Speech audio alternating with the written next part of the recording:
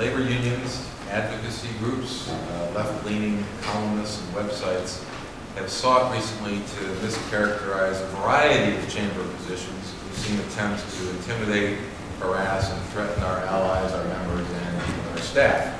Groups such as the Yes Men or Velvet Revolution, SEIU, Center for American Progress, the NRDC, it's a long list. They'll post something of dubious accuracy, and then Huffington Post or Mother Jones will pick it up and treat it as a fact, and then more mainstream sources such as MSNBC or the Washington Post will treat it as a real story. How has the Chamber of Commerce been misrepresented in the media recently? Well, we've seen a number of inaccurate, erroneous reports in the media that have been put out there by a series of left-leaning organizations who are running an orchestrated attack against the Chamber, really intended, I think, to take our eye off the ball and to make the Chamber less effective on the mainstream policy debates that are going on in Washington right now. And this is coming from groups like MoveOn.org and the NRDC and the SEIU and many of their friends out there. And what has the Chamber been doing to defend its positions on climate change legislation and labor unions? Well, we just keep putting the facts out there, and today we put out a new web page, uschamber.com/facts, which addresses many of the most serious and erroneous charges against the Chamber and just puts our information out there in a very straightforward manner so that these sort of vitriolic attacks can't spread around the web that easily. And have these smear campaigns negatively affected the Chamber's efforts or positions in any way? Oh, I don't think so. I think the intention of the other side is to take us out of the game or to, cut us down a few notches, but we're very focused on the agenda for creating jobs and moving the economy forward, and our role in the issues like the health care debate and the climate debate, and we're not going to be deterred from that by some of these strange attacks.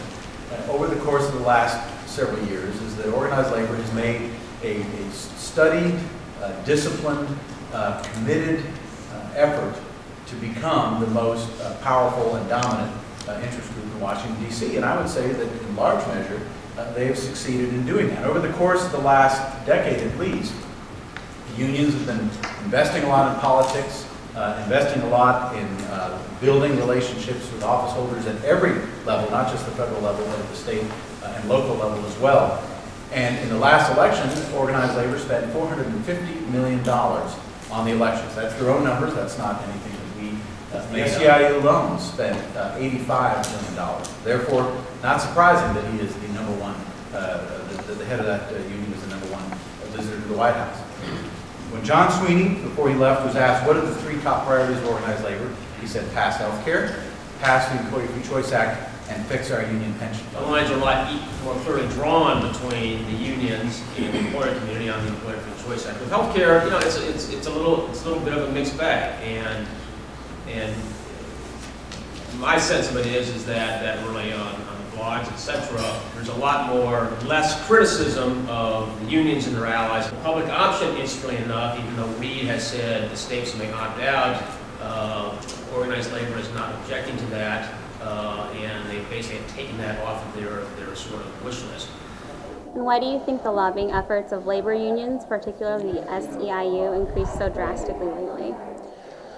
Well, I think it's a question of desperation. I will have to point out that right now the SEIU indeed is spending a lot of energy fighting over their other unions over the same batch of workers. And the media, as you know, is covered with stories about the SEIU going to war with their own subchapters, but also other unions over certain issues. So they are using a lot of energy just fighting among themselves.